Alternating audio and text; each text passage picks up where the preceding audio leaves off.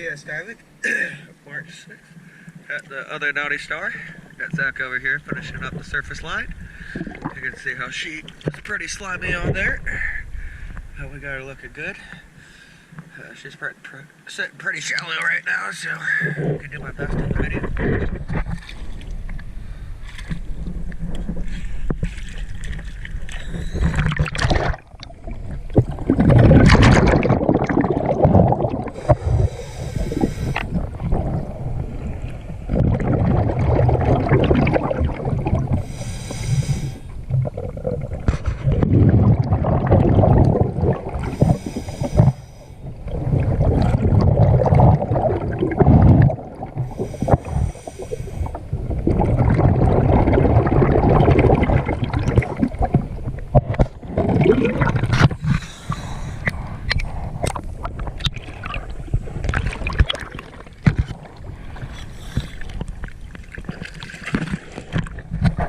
TS diving, thank you very much.